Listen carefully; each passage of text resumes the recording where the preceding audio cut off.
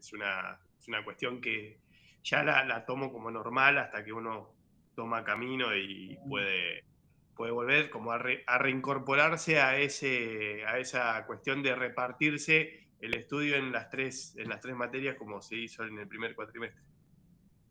¿Qué rindieron en pensamiento? Sí, pensamiento rendimos, sí. Qué Sí, sí, sí. bien. Sí, Yo sí, creo por que ahí suerte. tenés el 50% de la carrera adentro. ¿Aprobaste? Sí, Sí, por suerte la pasamos bien. Yo salí con un 8, creo que hay otros bien. compañeros también con muy buenas notas, o por lo menos con los que hablé, creo que salieron bastante bien. Qué bien. Bueno, eso es un golazo. Meter pensamiento es muy bueno. Sí, creo que es la Eh, materia filtro, me parece, como sí, no sé por tal qué, cual. pero lo pienso de esa manera. De hecho, Y más porque el allá de profe por ahí es un poco polémico, sabe un montón, es muy capo, pero es como polémico en algunas cosas. Y bueno, y entonces hay estudiantes que se les cruza, viste, que o que le tienen miedo, o que la tienen que recursar, la dejan, Sí, sí, sí, sí. Creo que pero he hablado con varios que bueno, ya van en tercer, cuarto año que todavía la tienen ahí la pendiente. tienen. O que la Eh, recursan, o que la o la recursan porque por esto. Pero es una materia muy buena para nosotros como politólogos y sí. espero que esta promoción logre poder tener la actualización del programa.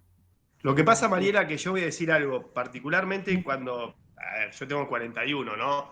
Pero quiero mm, decir, yo ya hace 20 años que salí de la secundaria, mm, pero también es cierto, una vez lo hablamos con el profesor, que los estudiantes, cuando salimos de la secundaria, deberíamos tener una materia de aproximación a pensamiento científico en la secundaria, porque realmente es una materia que, de hecho, yo he hablado con hasta estudiantes de medicina que están en el CBC, y es la materia filtro del CBC en medicina en la sí, UBA.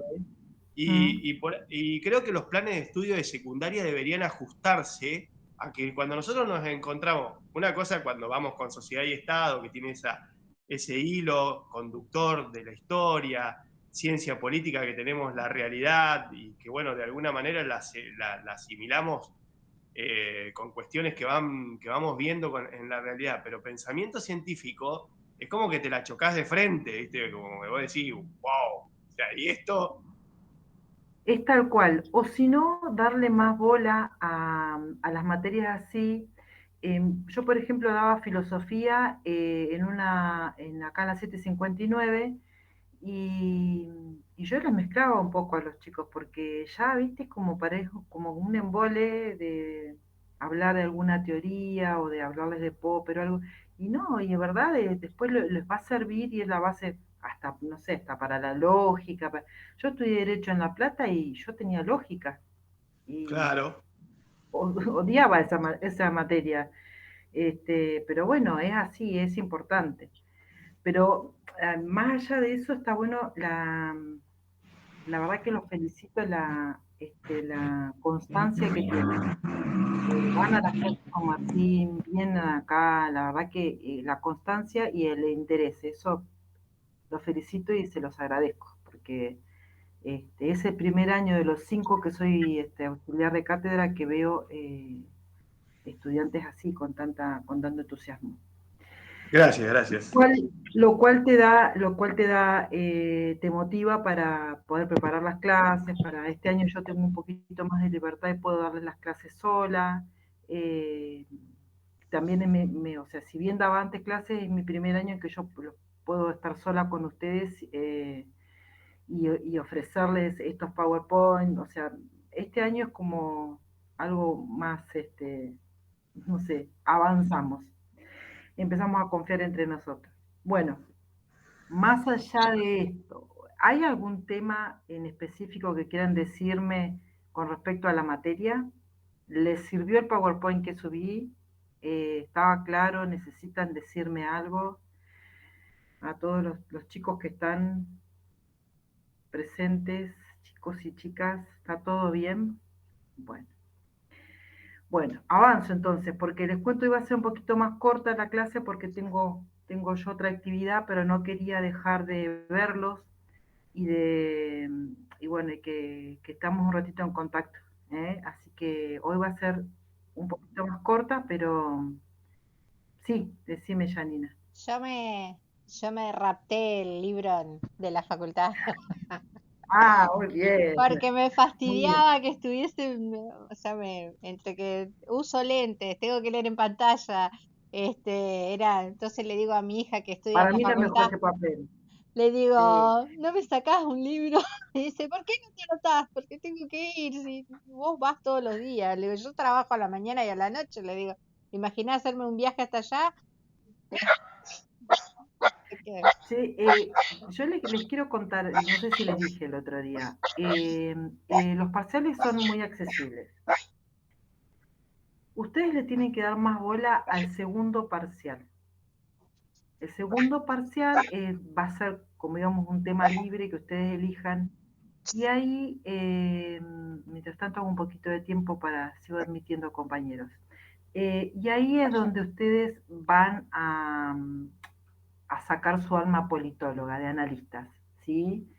Este parcial, esta primera etapa, no se preocupen tanto por la teoría, por los gráficos, porque en realidad lo que va a tener, ya van a ver en las unidades, los temas, lo que va a tener más valor, si bien todo tiene valor, lo que va a tener más importancia, digamos, va a ser la segunda unidad. Así que, por favor, no se vuelvan locos, no. Me escribió un compañero también que había adelantado un montón de unidades y estaba preguntando, háganme caso, van a ver que después de la unidad 4 vamos a empezar a ser más dinámicos y como son temas más políticos e históricos, van a tener un vuelo más grande. Si ustedes con sus opiniones van a buscar noticias, va a tener otra dinámica la cosa, ¿sí?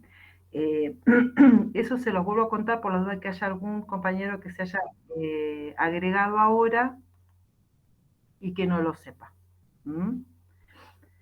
Bueno, y me parece perfecto que hayas sacado el libro porque no hay mejor cosa que estudiar en el libro, hacer el apunte, rayar, marcar. eh, para mí eso es fundamental. Bueno, comparto pantalla. Así avanzamos. ¿Sí? Mientras tanto, si me llama alguien, voy contestando.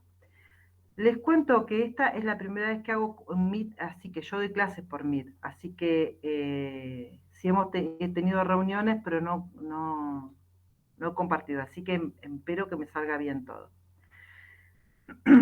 Bueno, vamos por la unidad 2 y en los apuntes del Drive serían la clase 4 y 5. El punto A, y yo les pongo así, no sé si les pongo así para ordenarlos, para que ustedes después no tengan el desorden o el despiole de ver de dónde era. Igual lo estoy tratando de subir ordenado a Drive. Eh, Entonces, si vamos al programa, es el punto A y es la elección y la teoría de la utilidad, ¿sí? Como para ubicarnos y hacer un marco de donde estamos siempre en el ámbito de la microeconomía. ¿M? Y dentro de este marco es la etapa que podemos ver las tres diferentes teorías, que es la del consumidor, la producción y la teoría de la distribución, que integra lo que es la economía de hogares y de empresas. ¿Sí? Entonces, para ubicarnos dentro de la microeconomía, nosotros vemos esto que les decía, la teoría del consumidor, que corresponde a la economía de los hogares, de la producción las empresas y la distribución, una integración entre hogares y empresas.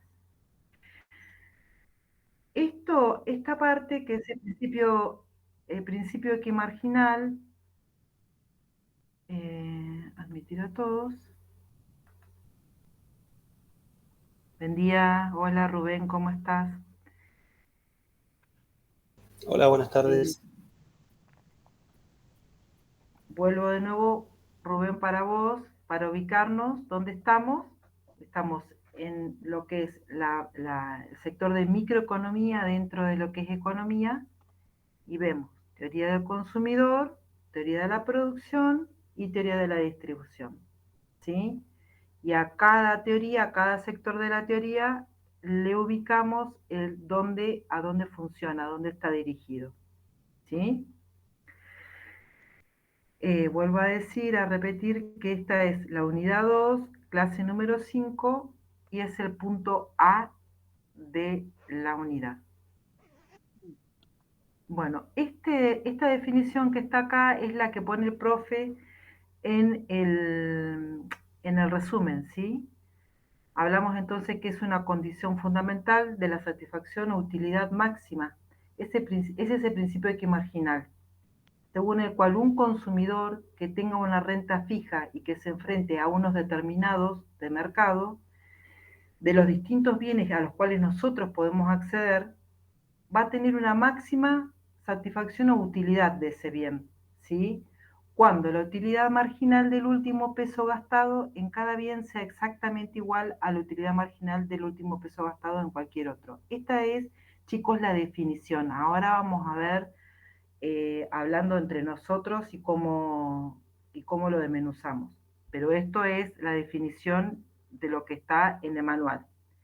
Dice, por lo tanto, una suba del precio de un bien reduce el consumo de ese bien deseado por el consumidor, lo cual muestra por qué las curvas de demanda tienen pendiente.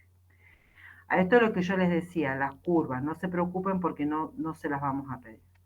¿De qué habla entonces? ¿Se acuerdan que les puse recién las 3 diferentes áreas donde está la microeconomía? Entonces, hablamos de la teoría del consumidor. A ver, voy a admitir. De la teoría del consumidor. ¿Qué decimos? Que nos encontramos con la ordenación de preferencias, ¿sí? ¿Qué es lo que prefiere el consumidor? ¿Cómo ordena esos conjuntos de bienes y servicios que va a adquirir? ¿Sí? ¿Cómo los consume? ¿Cuáles son sus gustos? ¿Cómo los elige? Por ejemplo, si tiene 2 bienes diferentes, peras o manzanas, el consumidor puede ordenarlas según lo que él quiera, según lo que le dé más utilidad en ese momento. ¿Estamos? Entonces, ¿para qué nos sirve la utilidad? Volviendo al concepto que presentaba al principio de la definición. ¿Para qué nos sirve a nosotros los consumidores la utilidad? Y nos sirve para asignar un valor numérico, algo que nos figure según la satisfacción que representa al consumidor una cesta de mercado determinado. ¿Saben lo que es una cesta de mercado? ¿Se tienen más o menos idea de lo que es una cesta de mercado? ¿Un conjunto de bienes sería? Bien, de conjunto de bienes y servicios. Entonces, claro, nosotros como consumidores lo que hacemos es le asignamos un valor a eso, a esa cesta de mercado, como consumidores. Estamos hablando, como recién les dije, dentro de lo que es la microeconomía con respecto a la teoría de la producción, que es donde nos ubicamos nosotros los consumidores. Si fueran los empresarios, sería de producción. ¿Sí? ¿Estamos? Avanzo entonces.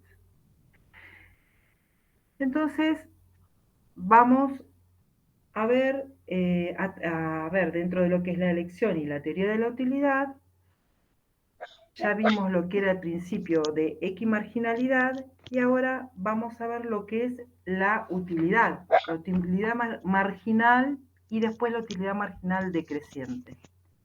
Vamos por orden. Bueno, la utilidad marginal dice, cuando aumenta la cantidad consumida de un bien, obtenemos un aumento de utilidad total. Y ahora vamos a ver por qué. A ese aumento de utilidad total nosotros la vamos a denominar utilidad marginal. ¿Sí? Utilidad marginal. A ver si puedo engancho acá. Utilidad marginal. ¿Y qué es la utilidad marginal? Es el aumento de utilidad total que reporta el consumo de una unidad adicional de ese bien. O sea, aumenta la cantidad consumida de un bien. El incremento de utilidad total que proporciona la última unidad es cada vez menor. Y yo acá les puse unos ejemplos para que nos figuremos entre todos, ¿sí? Ahora más abajo lo vamos a ver. Sigo. Entonces, la expresión marginal es un término clave en la economía. ¿Por qué? Porque siempre se va a referir en sentido adicional. La utilidad marginal indica una utilidad adicional, ¿sí? Que va a reportar ese consumo extra de ese bien que nosotros estamos consumiendo. ¿Mm? Entonces, acá adicional también es importante.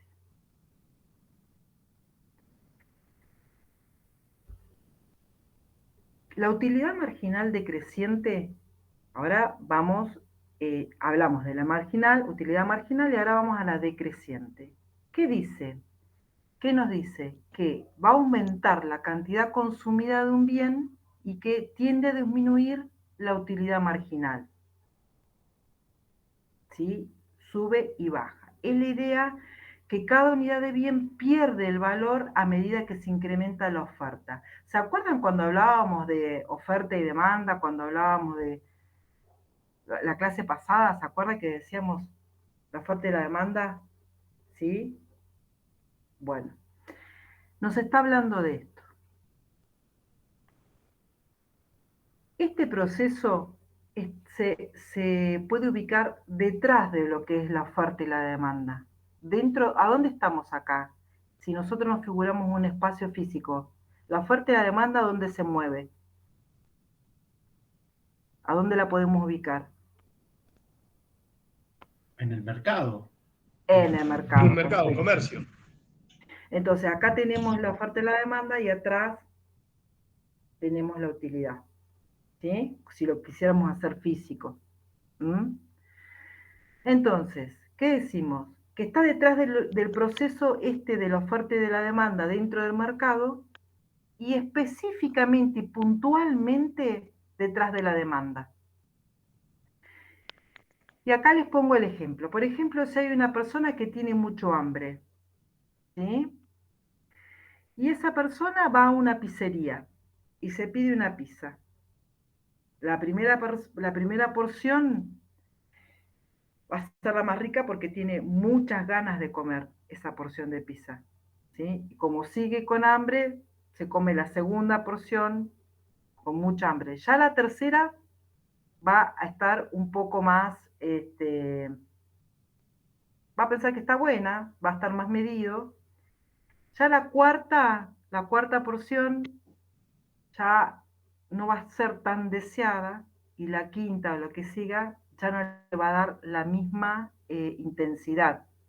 ¿Sí? ¿Entienden cuál sería la utilidad ahí? Por ejemplo, otro ejemplo, sí, que les puse acá. Si nosotros tenemos $100 en el banco, ponele 100.000 pesos en el banco o 10.000 pesos en el banco. Para nosotros ese dinero va a ser muy importante, va a tener mucho valor. Pero si nosotros tenemos 10 millones, esa utilidad va a bajar, ¿sí? Va a tener mucho menos valor. Eso significa, a eso va en un ejemplo concreto. Entonces, cada unidad va a tener menos valor a medida que tengo más disponible. ¿Sí? Profe, una consulta. Entonces, la utilidad, o sea, es proporcional a la oferta. Claro, por eso está atrás de la demanda, se ubica detrás de la demanda, puntualmente. ¿Sí? ¿Estamos? Sí, ¿Son sí. claros los ejemplos? ¿Les sirve? Bueno, entonces decimos que cada unidad tiene menos valor a medida que hay más disponible. ¿Mm? Las utilidades se ordenan de más importante a menos importante. Pero acá hay algo importante. ¿Por qué se ordenan así? Porque las ordenamos nosotros. ¿Mm? De acuerdo a nuestros gustos, a nuestras preferencias, a nuestras prioridades. Todo el tiempo van cambiando, de acuerdo a nuestras circunstancias, a nuestra realidad. ¿Sí? Entonces, nosotros lo que sabemos que hay un bien necesario y le vamos a dar nosotros esa importancia. ¿Sí? Avanzo. Decimos entonces que la utilidad marginal decreciente, ahí la utilidad va a ir de un bien que va a satisfacer la prioridad con mayor importancia, ahí le pifié, puse 2 veces prioridad. Incluso si esa utilidad no nos beneficie, ¿por qué? Porque es lo que les decía recién, va a depender de nosotros, de nuestra realidad, de nuestro gusto o de nuestra importancia. ¿Sí? Por eso les agregué esto como para reafirmar lo que les comentaba recién.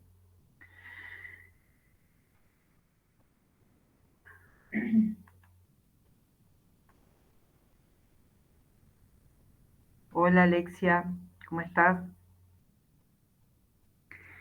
Bueno, ¿avanzamos? Entonces Hola, bien, bien. decimos que estas Gracias. leyes de la utilidad o satisfacción, por qué puse satisfacción? Por lo que les decía recién. Lo que nos va a reportar a nosotros, a los individuos, en el consumo de bienes y servicios que nosotros elegimos, que tenemos nuestra elección, son el fruto de un método introspectivo, o sea que está dentro nuestro elegir lo que vamos a comprar o lo que vamos a consumir. Entonces vamos a tener reacciones psicológicas ante un determinado consumo. No sé, elegir una remera blanca o negra o una remera amarilla o roja, ¿sí? Aunque las preferencias de los individuos por la mayoría de bienes parecen coherentes con el principio de la utilidad marginal decreciente, puede ocurrir que en ocasiones no sea así, que vos tengas otra prioridad o que vos elijas otra cosa, de acuerdo a lo que vos, a tus elecciones, a tus gustos. ¿Sí? Bueno, entonces decimos que la teoría de la utilidad marginal nos va a decir el valor que le damos nosotros a un bien no está determinado por cuánto trabajo se tuvo ese bien, ¿sí? Se ejerció en ese bien en la producción o en lo que costó producirlo. Esto lo dice, ahí saco, esto que les estoy diciendo acá, lo decía una escuela opuesta a Adam Smith. Y ahora después vamos a ver quién era Adam Smith. ¿Sí? Los chicos que estuvieron, los compañeros que estuvieron en la clase, Martín habló el otro día. Esta escuela que les pongo acá, o este concepto, lo dice la escuela austríaca. ¿Sí? Seguramente en pensamiento lo vieron y lo van a seguir viendo. No con mucho detalle, pero me pareció oportuno hacerles referencia a esto para que ustedes vean el contraste. ¿Mm? ¿Qué decía Adam Smith? ¿Saben quién era Adam Smith? ¿Quién fue Adam Smith? Alguien, yo lo que había El leído padre de la decía economía. que un hombre que Bien, vio la riqueza de las naciones. sí, perfecto, re bien. En 1774, sí. Dicen que es el padre de la economía, el precursor de la economía, y que tuvo, bien, y que tuvo, con él comenzó una época de teorías económicas muy importantes, eh, bueno, también el auge del liberalismo, ¿sí? Porque siempre yo les digo que tengamos en cuenta también los marcos históricos, ¿m? Y dentro de ese marco histórico es cuando se empezó a expandir lo que eran las teorías liberales. Algunas muy buenas y otras un poco incomprensibles, pero bueno, nosotros ahora actualmente tenemos un presidente que es liberal, y por ahí está bueno que sepamos cómo diferenciar, porque así sabemos cuáles son las ideologías económicas que nos van a beneficiar o no. Y como profesionales también tenemos que saber cómo, no sé, cómo analizarlas y saber. El presidente no nombra a la escuela austríaca como como su punto de referencia. Sí, sí. Ah, bien, porque lo había Bueno, escuchado pero ahí varias mira, veces. ahí podemos analizar esto. Él nombra la escuela austríaca. Yo lo que veo del presidente es que hay veces que se pasa de teórico y en muchas acciones, digamos, o en muchas ¿qué acciones, vamos a ponerle? No es así él, aunque sea ultra recontra ortodoxo liberal, hay algunas cosas las cuales no es así. Lo que él se manifiesta, digamos, en el libre mercado a ultranza, pero en determinadas acciones tiene que retroceder y dejar de ser el topos del Estado para poder recurrir a algunas acciones que Claro, tengan como referencia al Estado. porque él cuando nombra el tema de la escuela austríaca también lo nombra Debreu. De hecho, Bunge hace alusión a Debreu, que cree en una economía perfecta, donde hay un margen de pobreza en el mundo, un margen de egoísmo en el mundo, y se rige a través como de cosas muy, muy directas y muy teóricas que en la realidad Muy teóricas. no son Sí. factibles. Ahora estoy con vos, Héctor. Sí, sí, y eso es lo que, digamos, eso es lo que tienen los extremos, ¿viste? Siempre son tan teóricos en algunas cosas, tan teóricos, que se pierde la realidad, digamos. Se pierde la realidad porque vas tanto a los extremos, vas tanto a llevarlo ahí a un punto máximo, que vos podés ser un eximio economista, pero si vos no tenés un punto de la realidad básica del país, de lo que estamos viviendo todos en el país, yo te puedo escuchar que vos disertes como un teórico, un eximio teórico un eximio economista, pero si vos no sabés lo que es, porque nunca en tu vida te pasó que una familia no pueda pagar la factura de la luz, vos podés saber mucho de economía, pero te falta esto. Eso, hay que tener barrio. Nosotros como politólogos lo que hacemos es estudiar la realidad social también, ¿sí? Por eso les digo que es importante esto, que nosotros los marcos históricos, eh, nosotros también tenemos que aferrarnos a eso. Y eso no significa ser ni pecho frío ni nada, sino que vos tenés que hacer un análisis real, general, integral de lo que es la realidad y la actualidad. Y creo que este hombre, yo no lo voté a mi ley, no comparto nada con él. Creo que a él le falta, él y todos sus secuaces, esto, tener una mirada integral de lo que nos está pasando a los argentinos. Sí, Héctor, ¿qué querías decirme? No, agregar un poco en la línea que venías vos, justamente que la teoría la podés tener, pero si no tenés un buen diagnóstico de la realidad y no conoces el territorio, porque tenés acá múltiples factores que analizar en cada región de la República Argentina. O sea, la teoría la puede tener sabida con un muy bien día felicitado, y después la realidad es otra, donde el tipo tiene que estar, digamos, negociando, tiene que estar con avances y retrocesos, rupturas y continuidades. Entonces, en ese contexto, a él le falta el entendimiento porque no viene de la política. En realidad... y falta conocer, claro. Lo que pasa es que, bueno,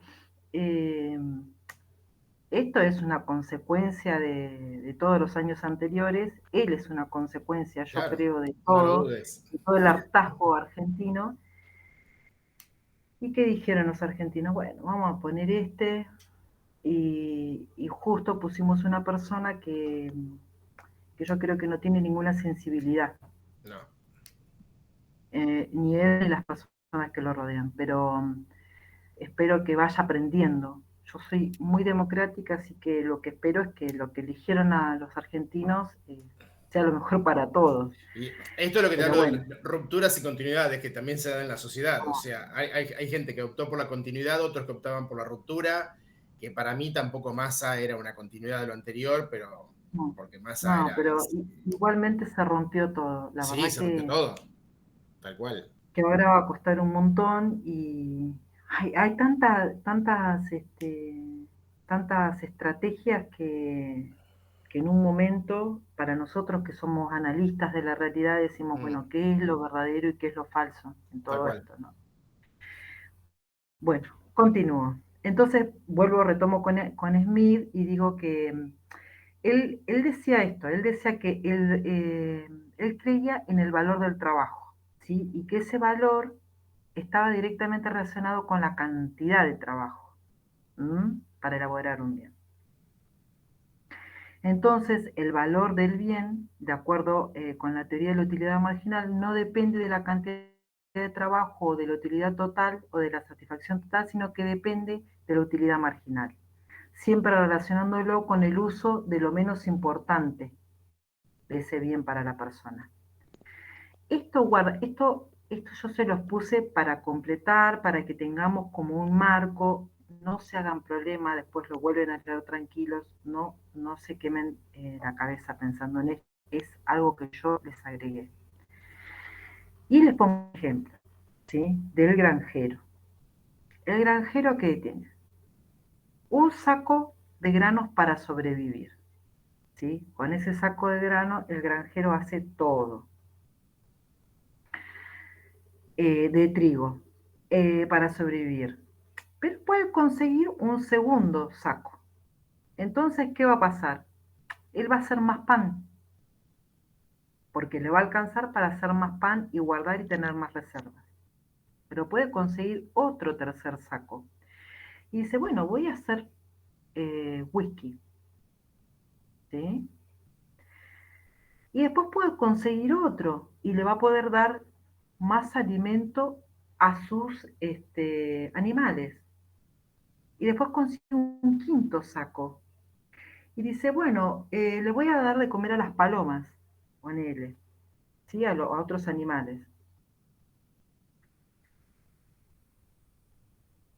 Entonces, dice, ¿qué pasa acá? Voy a compartir. ¿Qué pasa acá? ¿Qué pasa si se pierde uno de los sacos? Si se pierde el quinto saco, por ejemplo. ¿Qué va a hacer? ¿Va a dejar de hacer parte de cada actividad? ¿O va a dejar de hacer la última actividad? ¿O deja alguno de los 5 usos posibles, dentro de los 5 usos posibles, el menos valioso? ¿Y de qué manera le va a dar lo valioso el granjero a qué saco le va a dar la parte más valiosa?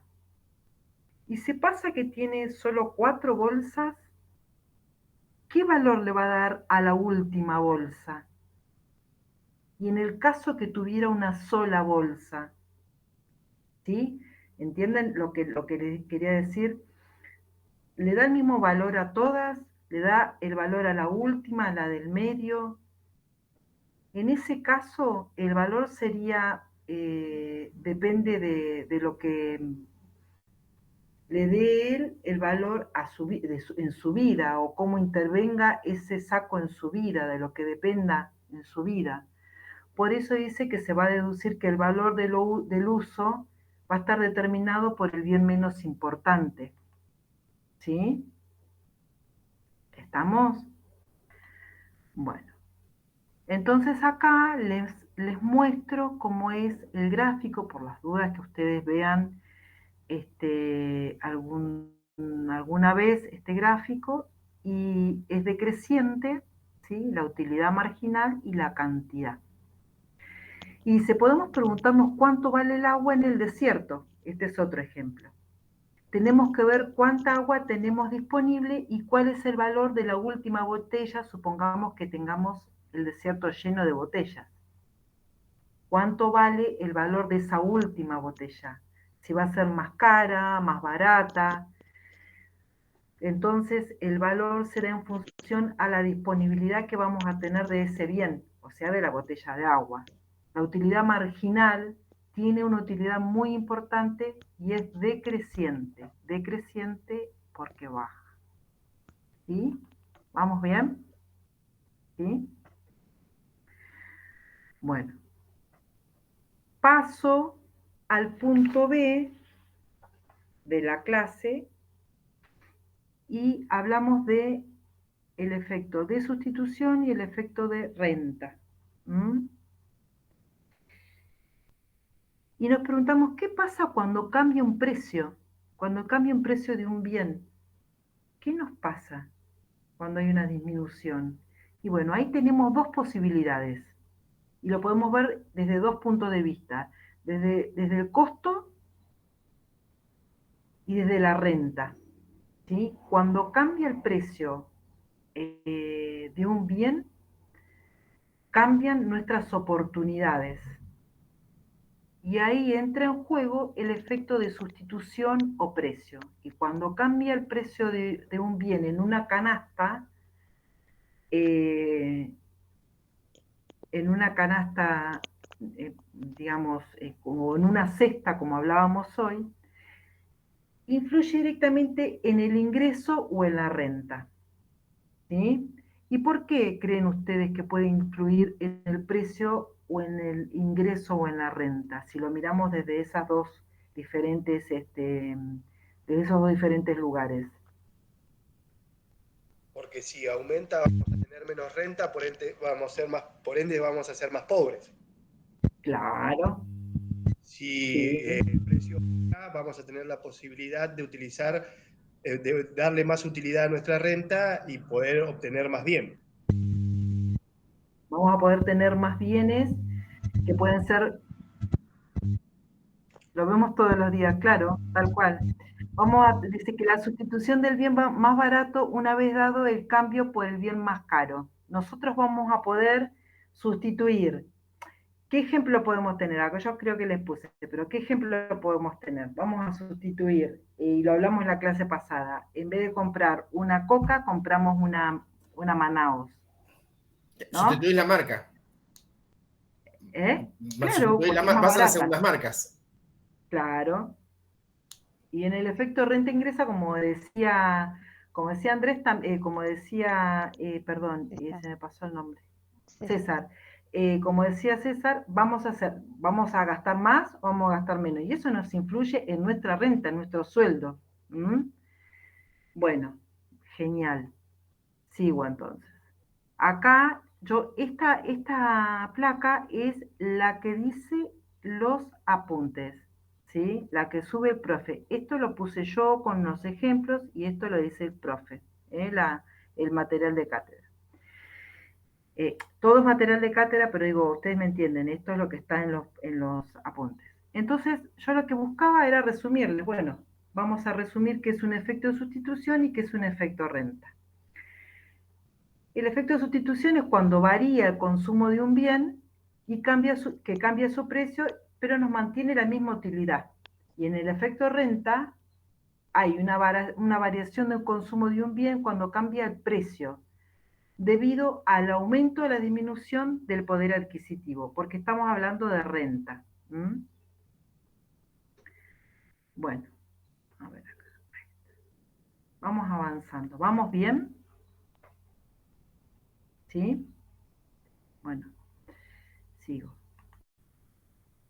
Entonces pasamos al punto C de la clase y hablamos entonces de lo que es la demanda individual y la demanda de mercado.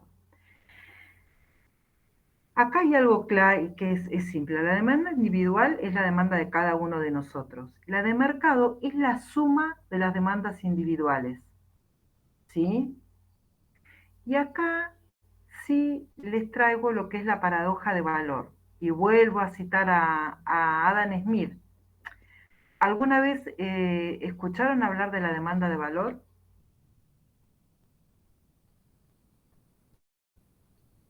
¿La sintieron nombrar o sintieron el ejemplo? Yo nunca. ¿No? Bueno, la expone Smith en el libro La riqueza de las naciones en su teoría, ¿sí? Y vas a ver que cuando la empecemos a ver es algo que nos pasa siempre, o que nosotros lo tenemos en cuenta siempre. ¿Y qué es la paradoja de valor? Es responder a la pregunta, acá él hablaba de diamantes, pero lo podemos después trasladar a otro ejemplo. Dice a la pregunta de por qué los diamantes valen más que el agua. ¿Mm? Siendo que el agua es un bien necesario, sin el agua no podemos vivir. Y bueno, dice que Adam Smith llegó a esta conclusión porque dijo que no hay nada más útil que el agua, pero si nosotros la comparamos el valor en el intercambio, no vale nada. Un diamante, por el contrario, tiene mucho valor, pero tiene escaso valor de uso. ¿Cuándo usas un diamante?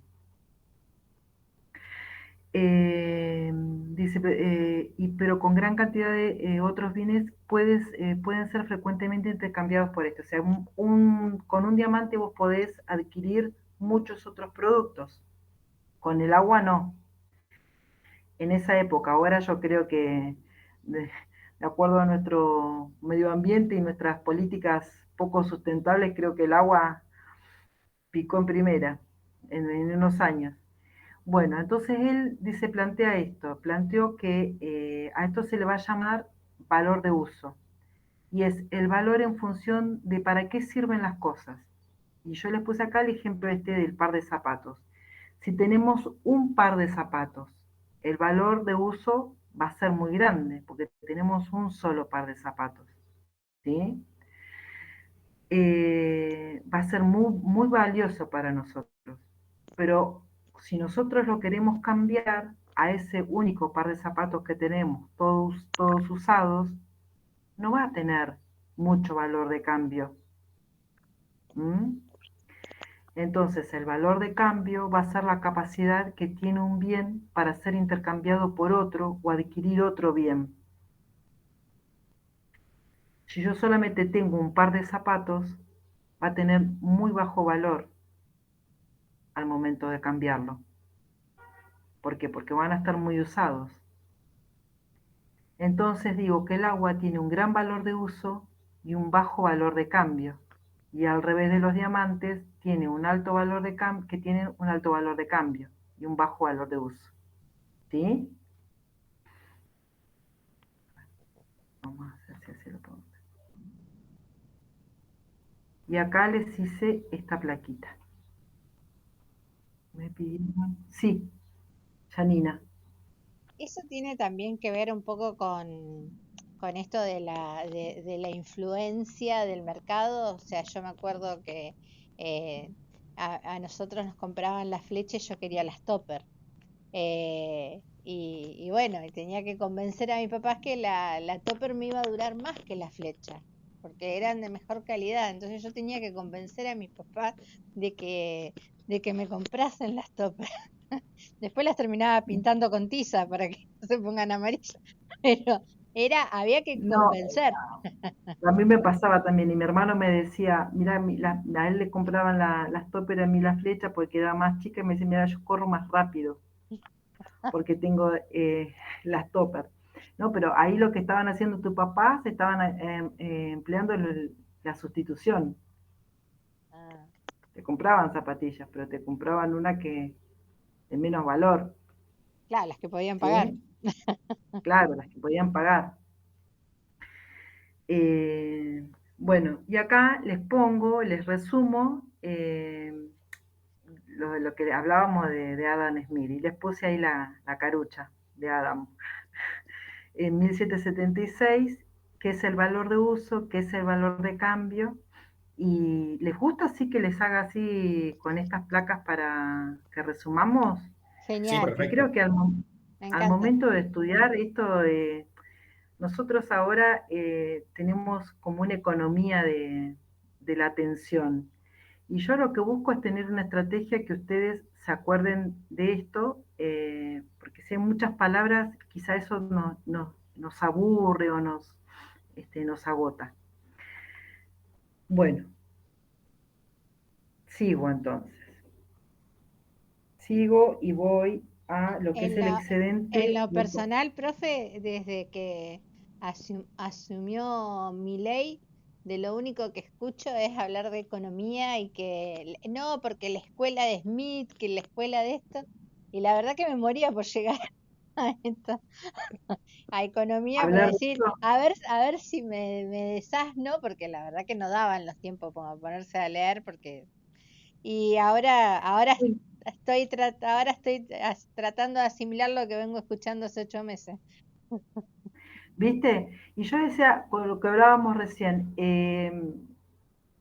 cómo votamos, ¿no? Porque las personas votaron a un hombre que está hablando en chino básico, porque yo creo que, no sé, el 2% entiende o le presta atención a lo que es no sé, los bienes sustituto y complementario o lo que es la marginalidad, como habla él, eh, eso falta también, ¿no? Falta que baje el discurso, baje unos cuantos escalones para hablar en llano donde todos entiendan. Sí, César. Sí, yo creo que también pasa por un... Mira, el otro día estaba leyendo sociología y en sociología había una palabra que se llama sentido común. Me parece que, de hecho, mira, mi final de pensamiento científico yo tuve que exponer una teoría donde tenía que, obviamente, recurrir a la falsación de Popper y llevé a cabo un ejemplo de una nota de Fantino el 11 de octubre del año pasado al señor actual, donde se le pregunta si era posible dolarizar a 750 pesos hoy, 11 de octubre del 2023. Le responde con una, y hago a esto a la responsabilidad de ese periodista que se recibió de filósofo hace 2 días, al no repreguntarle cuando le dice, sí, hoy a 750 pesos se puede dolarizar la economía, cuando en realidad el sentido común te dice que los dólares no son de una entidad que te va a vender los dólares a 750 pesos dentro de un mercado negro, obviamente, que es el mercado del dólar blue, sino que es de gente como vos, como yo, como la gente como los compañeros que tengo en esta clase, que el día de mañana nosotros, inclusive respondiendo a la ley de oferta y demanda, él elabora una teoría Imposible, que no se da, que no no, se puede dar, imposible. porque yo mañana le pongo 2.000 pesos al dólar blue y mañana me va a tener que, si quiere dolarizar, lo va a tener que comprar al en realidad vendérselo. Me parece que la Argentina llegó a un punto donde el sentido común se dejó de lado totalmente.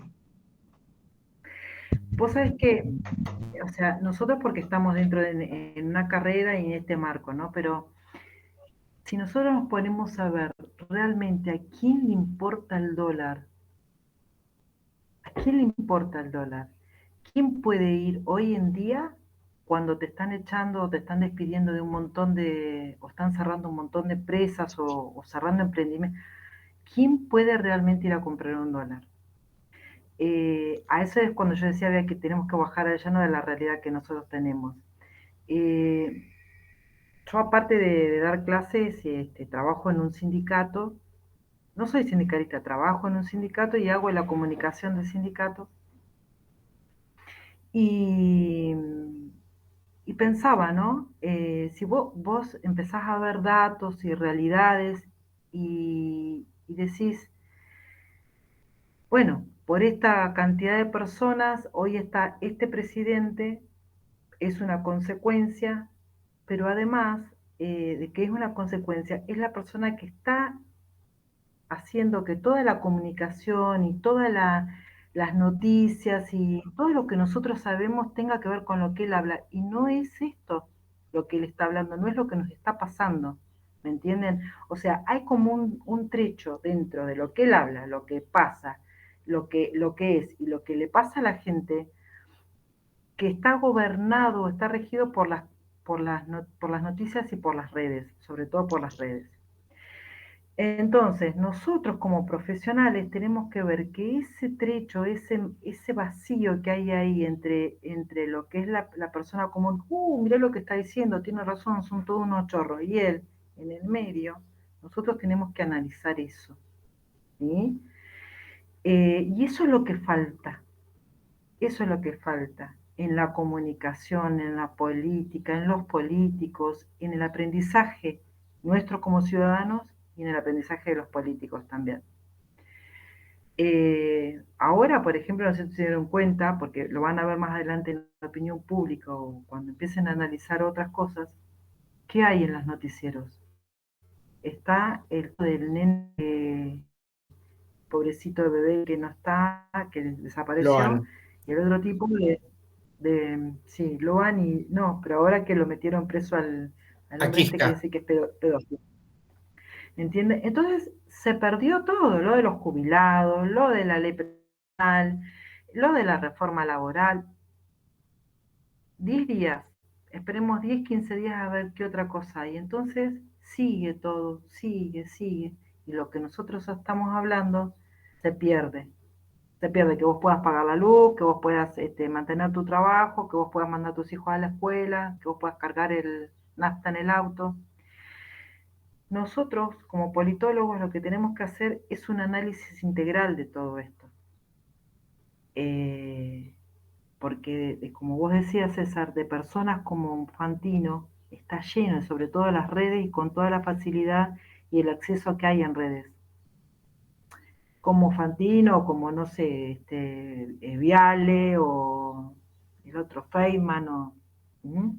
Entonces, nosotros lo que tenemos que hacer es hacer un eje de todo esto y decir, bueno, ¿qué es lo, como politólogos, qué es lo importante? Sí, lo llevamos a la teoría porque somos teóricos también, pero tenemos que, y acuérdense esto cuando vayan a rendir un final, y sobre todo si lo tienen a Vallejos, a Juan Carlos, a dónde tenemos que llevar nosotros nuestra ciencia, a la realidad. Acuérdense esto que les digo, tanto con los profesores de cuarto y quinto año, donde van a empezar a ver materias que no sean tan teóricas y sí sean más prácticas, como por ejemplo investigación, con Pepe Navarro o con Pierre Rius, esto, a la realidad, a lo palpable, a analizar esto, porque ahí es donde ustedes hacen el ejercicio. Y me fui de mambo. Me encanta, me apasiona lo de política y parece que ustedes también. No, Bueno. eso te quería decir para ir cerrando el tema de que son políticos que gobiernan para el AMBA. O sea, te lo digo yo, Claro, vos decís, ¿a quién le importa el dólar? Mira, yo bajo acá en casa y tengo una cueva a 20 metros. ¿Entendés? Entonces acá está todo el mundo pendiente, pero no es la realidad. Y te lo digo como nacido acá y que tuve la posibilidad de vivir en muchas provincias, entonces puedo ver la otra realidad. Entonces hay cuestiones que la economía que ellos aplican, la aplican para el AMBA y si la reducimos un poco más para la cava. Y entonces el resto del país queda por fuera. Y lo que más me sorprende, sobre todo cava, y lo que más me sorprende es que fíjate que todos los candidatos que había, uno solo era del interior. Y entre comillas, ¿no? Porque la verdad que era más, yo siempre les digo que son los más unitarios esos. Son los del interior que son más unitarios que federales. Pero en realidad hay un problema que también hay una debacle política de líderes en el interior que puedan tener una representatividad a nivel nacional.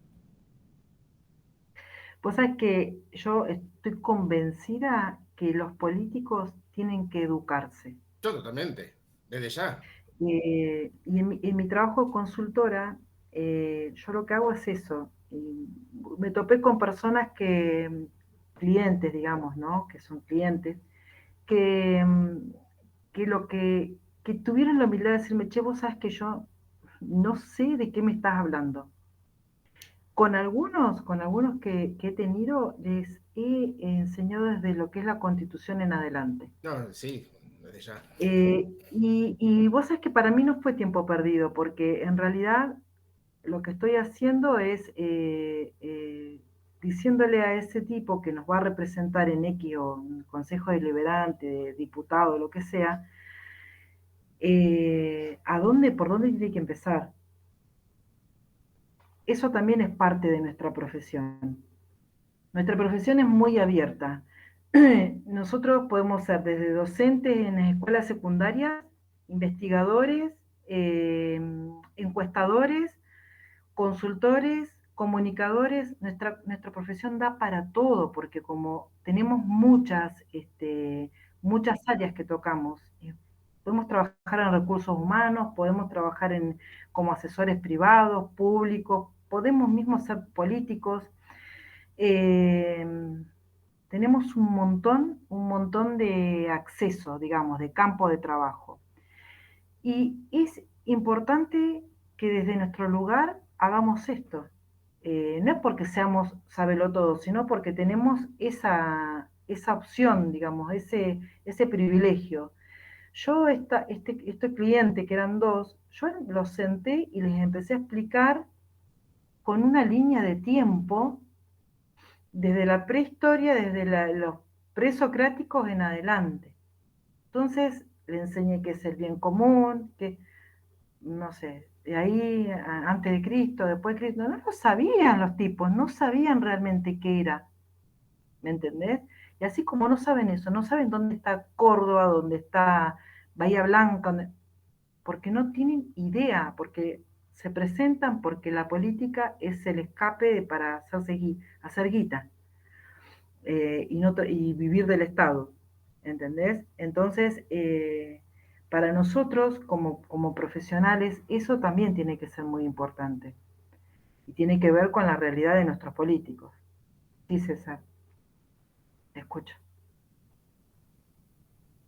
¿Nadie levantado la mano? Quería hacerle una pregunta. Sí. ¿Usted no cree que, ya que estamos en economía, ya que estamos dentro de ciencia política, si durante el proceso de campaña electoral último no hubo un poco de irresponsabilidad por parte de los politólogos, por parte de los economistas, en a no salir a refutar a este hombre? Porque sinceramente muchas veces creo que hay una cuestión de sentido común donde tendrían que haber habido economistas que son que van más a la realidad, que van, porque él invitaba a debatir a todo el mundo y nadie salía a contrastar cosas que son de manual y que en la realidad no se dan. Y lo que yo siento es que, de hecho, me empujó mucho a empezar esta carrera, porque veo que nadie se le ponía enfrente y le decía que 2 más 2 son 4 y que en la realidad el 2 más 2 muchas veces no son 4.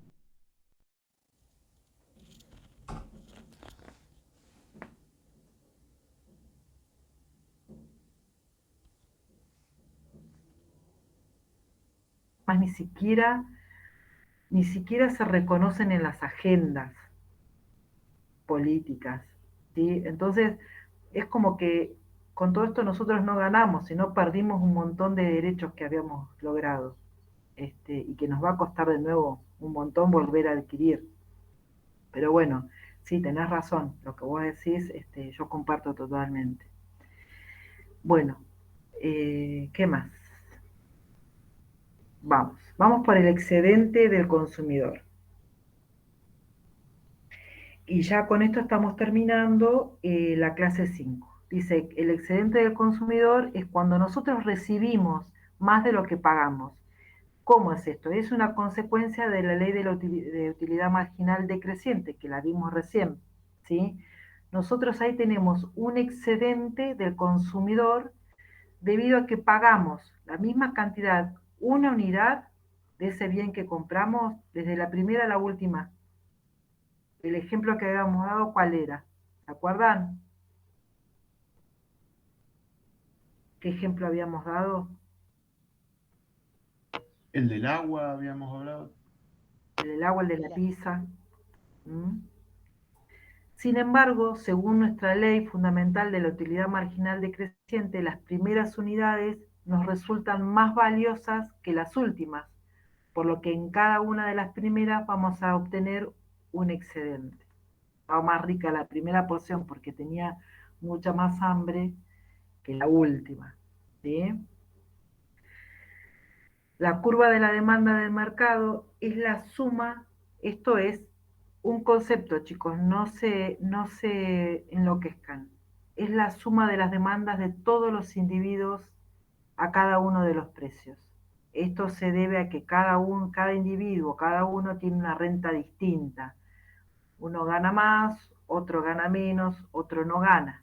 Y varias preferencias. A algunos les gusta tomar café, otro té, otro mate, otro gaseosa. ¿Qué son los bienes sustitutos y los bienes complementarios? Los bienes sustitutos, decimos que la carne vacuna y la de pollo son productos sustitutos. Los bienes A y B son sustitutos si la suba de A, por ejemplo, de la carne, eleva la demanda, lo voy a sustituir por un producto B, pollo, por ejemplo, pescado.